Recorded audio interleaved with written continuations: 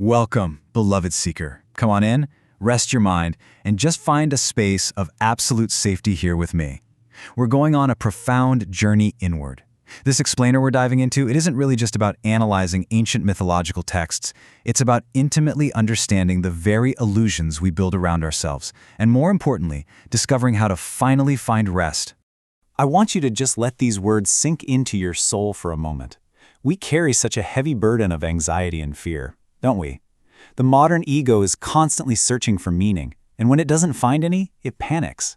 We enter this state of denial, just busying ourselves to distract from the emptiness. But I want you to feel a totally different emotion with me, a deep, devotional surrender we call bhav.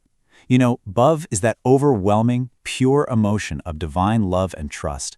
It's that beautiful space where the heart simply lets go of its defenses, drops all the anxiety, and just melts into grace. Okay, let's just gently observe this beautiful distinction. On one side, we have Prakriti, the objective, eternal web of nature. It simply exists in perfect, effortless balance.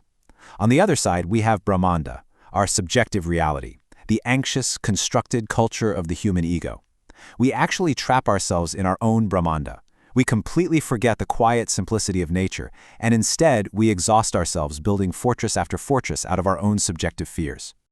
Now, our ancient scriptures describe these fortresses as the 3 cities of Tripura, originally built by the Asuras. But beloved, listen to me. These aren't just physical places floating in some mythological sky. They are the heavy, dark clouds of our very own human condition. The first city is our physical body, that endless obsession with me, the stula sharira. The second is our possessions and our opinions, what we claim as mine, the sukshma sharira.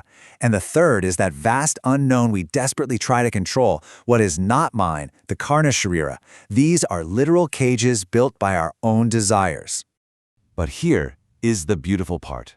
Beyond these cages, there is a serene witness. Shiva, represented by the formless linga, doesn't look at our self-made prisons with anger or judgment. Not at all. He watches our suffering, our frantic running around within these 3 cities with immense, boundless, overflowing compassion. He is the infinite stillness that just exists quietly beneath our chaotic minds. To free us, Shiva takes the form of Pinākin. Now, this name is profoundly beautiful. It means the serene wielder of the divine bow, the Pinaka, crafted from the cosmic mountain Mandara itself. You have to understand, this bow is absolutely not a weapon of warfare. Pinākin is the Adinath, the ultimate primal teacher. His divine bow is an instrument of pure cosmic balance, and it's drawn only to liberate us from the very prisons we've locked ourselves inside.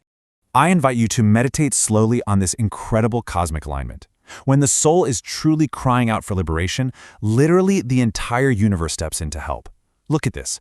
The earth itself becomes the chariot. The sun and moon become its wheels. The sacred wisdom of the Vedas become the horses guiding the way.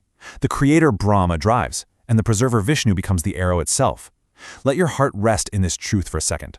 The whole cosmos aligns purely to aid in your spiritual liberation. And this brilliantly illustrates that exact moment of divine presence. Notice how the heavy, dark clouds of our ego and fear are gently, beautifully pierced by the warm, golden, compassionate starlight of Shiva's arrival. And look at the ganas around him. Even those who are feared, rejected, and cast out by mainstream society find absolute solace in his light.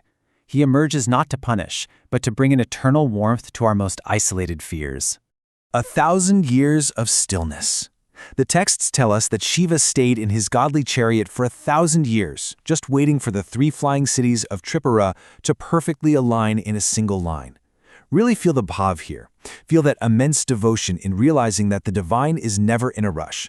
He waits patiently, with infinite, unconditional love, for the exact moment of alignment in your life to grant his mercy. Then, when that perfect moment finally arrives, the cosmic string is drawn. I want you to picture this, but not with fear. Picture it with absolute awe.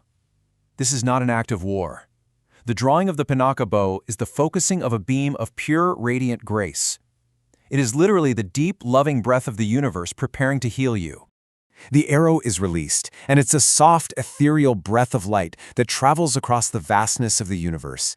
It completely bypasses all our earthly defenses, all our anxieties, all those walls we put up.